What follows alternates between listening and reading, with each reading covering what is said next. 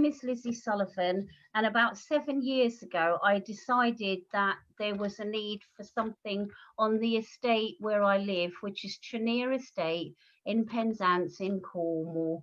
We're all by the sea, which is lovely, about 10 minutes. However, it's an area that lacks resources and well-paid jobs and meaningful opportunities.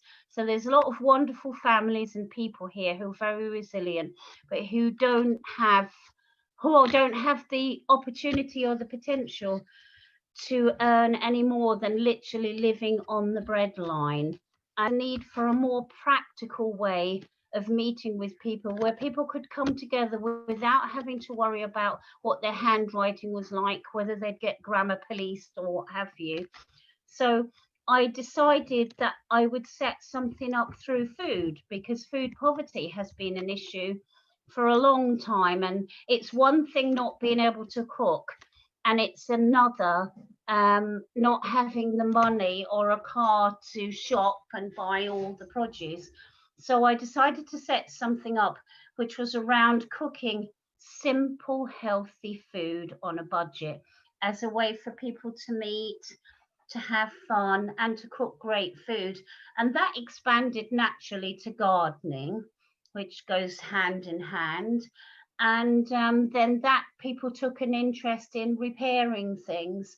And we got some funding to do upcycling as well. So we meet and we come together and we help people to build their confidence, build their potential through practical skills, cooking, gardening, and upcycling.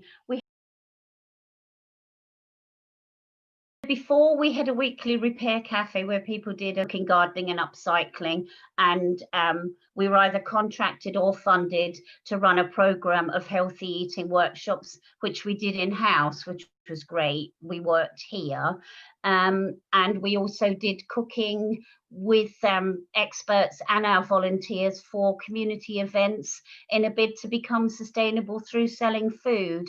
So as soon as we kind of got word of the pandemic and the concerns that we had, the reality is 85% of our 30 or so volunteers are all in a vulnerable category. So we said we'd support them from home, which left us with a very small team and funding to just run a small amount of our work. So we knew that there was a great need in the community for the families who were very vulnerable. So within the first couple of weeks, we diverted our workshops to delivering to people at home, actually delivering them ingredients. It was a time of year where we had lots of seeds and we were about to start our gardening. So we sent them home. We sent to people's homes arts and crafts. We wrote a few funding bids very quickly, and we got some funds through for emergency very quickly. So we were able to take on a very part-time driver and packer to help us a little bit. Somebody in the kitchen diverted their job to cooking like about 100 portions of hot pots on a Tuesday. And we, within the first maybe 3-4 weeks, we were delivering to up to 40 households with an average of 4 people per household. Families on very low incomes. There's a high rate of lone parents where children have a complex mix of disadvantages around health and well-being. So of course it was a very frightening time for them, and almost impossible to shop with children, especially in the first lockdown and when they've already got learning difficulties.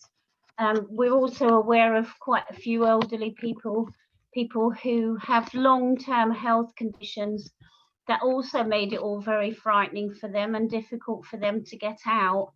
But it meant that people weren't as frightened.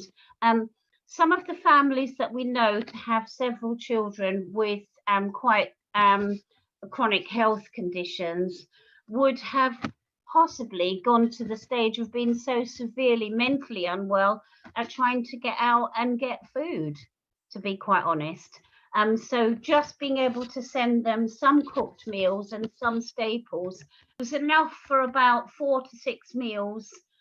It's almost a meal a day. So it was It was some basic emergency staples.